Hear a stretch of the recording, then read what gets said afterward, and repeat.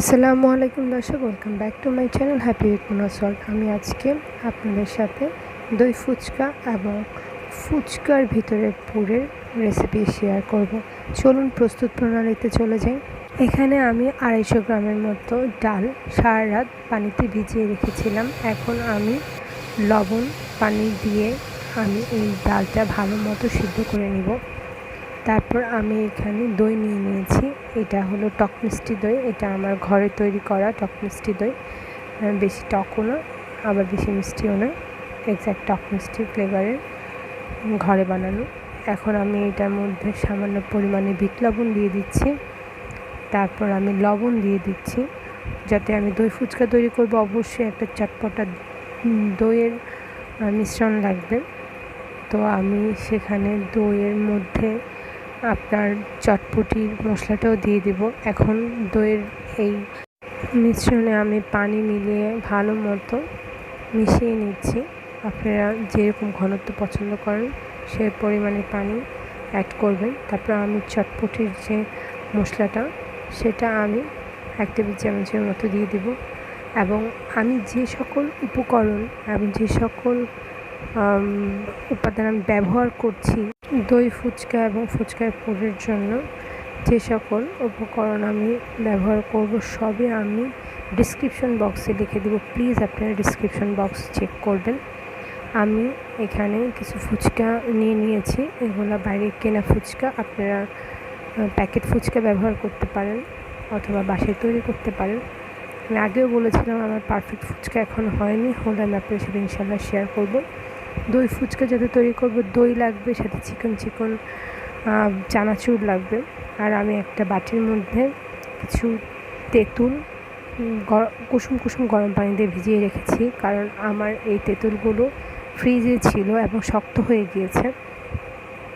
আমি এই দইয়ের সসটার মধ্যে সামান্য পরিমাণে চিনি দিয়ে দিয়েছি। তারপর ভালো মতো মিক্সড করে নিয়েছি। আপনার ছেলে একটু পাতলা করতে পারেন, তাহলে আপনারা একটু পানি অ্যাড করতে হবে। কুসুম গরম পানি দেওয়ার কারণে আমার শক্ত তেঁতুলগুলো অনেকটা নরম হয়ে গিয়েছে এবং আমি ভালো মতো তেঁতুলের বিচিগুলো ফালিয়ে একটা তেঁতুলের কাপ বের করে নিয়েছি। এখন আমি এটার মধ্যে তেঁতুলের টকটা যে যেমন মিষ্টি খেতে পছন্দ করে তা অনুপাতে আমি সামান্য পরিমাণে চিনি এবং চটপটির মশলাটা দিয়ে দিচ্ছি এবং সাথে সামান্য পরিমাণে লবণও আমি দিয়ে দিব। তারপর দিয়ে ভালো মতো মিশাবো। সাথে আমি ধনিয়া গুঁড়া এবং জিরার গুঁড়াও 1 চা চামচের মতো করে দিয়ে দিব। আপনারা অবশ্যই দুটোই দেওয়ার চেষ্টা করবেন। তারপর আমি এখানে শুকনো মরিচ কিছু কেটে নিয়েছি। কাটা শুকনো মরিচও আমি এখানে দিয়ে দেবো। শুকনো মরিচটা আমি তেলে তারপর আমি এভাবে ছোটো ছোটো করে কেটে নিয়েছি। আমি ভালো মতো এটা মিক্সড করে নিচ্ছি। এর মধ্যে আমার তেঁতুলের টকটা হয়ে গিয়েছে। আপনি আরও 2টা ইনগ্রিডিয়েন্টস অ্যাড করতে পারেন, সেটা হলো কাঁচামরিচ এবং পেঁয়াজ, কিন্তু এটা আমি অ্যাড করব না, কারণ তেঁতুলের টকটা যদি থাকে এটা আমি ফ্রিজে রাখলে এটা 3-4 দিন ভালো থাকবে। আমি এটা আলাদাভাবে অ্যাড করে নেব। আমার এরই মধ্যে চটপটি ডালটা সিদ্ধ হয়ে গিয়েছে। আমি লবণ পানি এবং সামান্য একটু তেল দিয়ে এটাকে সিদ্ধ করে নিয়েছি। আপনি এমনিও করতে পারেন বা প্রেশার কুকারে করতে পারেন। তারপর আমি যে চটপটির রাঁধুনি মশলা প্যাকেটটা কিনেছি সেটা আমি মিক্সড করে দিচ্ছি। আপনারা চাইলে চটপটির মশলা ঘরেও তৈরি করতে পারেন। ইনশাল্লাহ এটার রেসিপি আমি কোনো এক সময় শেয়ার করব। তারপর এটা আমি ভালো মতো মিক্সড করে নিচ্ছি। আপনারা দেখছেন এটার মধ্যে কিন্তু পানি থাকা যাবে না। চটপটির ডালটা আস্তে আস্তে থাকবে এবং ভালো মতো এটা সিদ্ধ হবে, মধ্যে কোনো প্রকার পানি থাকবে না। তার মধ্যে আমি এখানে পেঁয়াজ কুচি, কাঁচামরিচ এবং আলু কিছুটা ম্যাশ করে নিয়েছি এবং ডিমও কুচি করে নিয়েছি সিদ্ধ করে। আমি ম্যাশ করা আলুগুলো এই চটপটির ডালের মধ্যে আমি মিক্স করে দিচ্ছি, যাতে আমি ফুচকার পুরের মধ্যে এটা অ্যাড করব। এবং সেমভাবে আমি দই ফুচকাতে এটা অ্যাড করব। আমার এটা তৈরি হয়ে গিয়েছে, খুবই সিম্পল এটা তৈরি করা। আমি একটা প্লেটে দই ফুচকা পরিবেশন করার জন্য নিয়েছি, আর একটা প্লেটে আমি শুধু ফুচকা ভরে পুর তৈরি করে নিব। আপনারা দেখে নিশ্চয়ই বুঝতে পারছেন। আমি এভাবে একে একে করে সবগুলো ফুচকা ভরে নিচ্ছি। তারপর আমি এর উপরে বাকি উপকরণগুলো দিয়ে দেব। আপনি এরকম প্যাকেট মশলা দিয়ে করে দেখেন, ফুচকাগুলো খেতে খুবই মজা হয় এবং খুব কম সময়ে এটা তৈরি করা যায়। আমি এর উপরে পেঁয়াজ কুচি দিয়ে দিচ্ছি। আমার ভিডিওগুলো যদি ভালো লাগে প্লিজ আমার চ্যানেলটি সাবস্ক্রাইব করবেন, আপনাদের ফ্যামিলি অ্যান্ড ফ্রেন্ডের সাথে বেশি বেশি করে শেয়ার করবেন। আমি এটার উপরে ডিমের কুচিও দিয়ে দিচ্ছি, আপনারা দেখে নিশ্চয়ই বুঝতে পারছেন।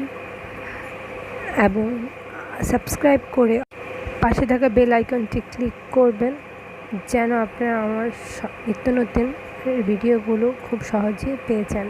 আমি এর উপরে কিছু কাঁচামরিচও দিয়ে দিয়েছি এবং যে তেঁতুলের টকটা রেডি করেছি সেটা আমি দিয়ে দিব। এর মধ্যে আমার ফুচকার ভিতরে পুরটা তৈরি হয়ে গিয়েছে, দেখছেন কত সহজে এটা তৈরি হয়ে গিয়েছে।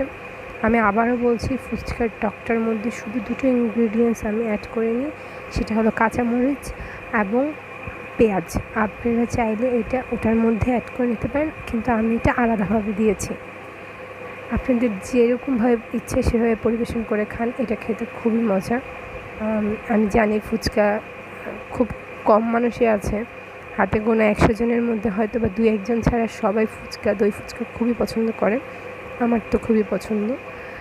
আমি এখন আরেকটা প্লেটের মধ্যে সেমভাবে পুরগুলো ভরে নিয়ে আমি এর উপরে দই ফুচকার জন্য পরিবেশন করে নিচ্ছি। এর মধ্যে আমি যে দইটা তৈরি করেছি দই ফুচকার জন্য সেটা আমি দিয়ে দিচ্ছি। এই দই ফুচকার এই দই মিশ্রণটা অনেকটা চটপটা, খেতে খুবই মজা লাগে। তারপর এটা আপনি যতটুকু দিতে ইচ্ছা করে, বেশি দেন কম দেন, আপনাদের স্বাদ অনুযায়ী আপনারা এটা অ্যাড করবেন। তার উপরে আমি তেঁতুলের টকটা দিয়ে দিচ্ছি। তেঁতুলের টকটাও আপনাদের স্বাদ অনুযায়ী আপনারা অ্যাড করে নেবেন। তার উপরে আমি যে চিকন চানাচুরগুলো দেখিয়েছিলাম সেই চিকন চানাচুরগুলো এর উপরে পরিবেশন করে দিব। এগুলোকে অনেকে ভুজিয়াও বলে থাকে, এগুলো আপনাদের স্বাদ অনুযায়ী। তেঁতুলের টক বলেন, দই ফুচকার দইয়ের মিশ্রণ বলেন আর ভুজিয়া বলেন, সব কিছুই আপনাদের স্বাদ অনুযায়ী আপনারা অ্যাড করবেন। তারপর এর মধ্যে আমার এগুলো তৈরি হয়ে গিয়েছে। আপনারা চাইলে এই দই ফুচকা এটার উপরে কিছু পরিমাণ পাপরিকার পাউডারও ছিটিয়ে দিতে পারেন, কিন্তু আমি ছিটাইনি। বা ঘরে যদি গুঁড়ামরিচ আছে, সেই গুঁড়ামরিচ আপনারা একটু স্পাইসি করতে চাইলে উপরে দিয়ে দিতে পারেন। আশা করি আমার এই ভিডিওটি আপনাদের ভালো লেগেছে। ভালো লাগলে আমার চ্যানেলটি প্লিজ বেশি বেশি করে সাবস্ক্রাইব করবেন, পাশে থাকা বেল আইকনটি ক্লিক করবেন, আপনাদের ফ্যামিলি অ্যান্ড ফ্রেন্ডের সাথে বেশি বেশি করে শেয়ার করবেন যেন আমি আরও নিত্য নতুন ভিডিও আপনাদের সাথে শেয়ার করতে পারি। আমাকে লাইক অ্যান্ড কমেন্ট করে আপনাদের মন্তব্য জানাবেন।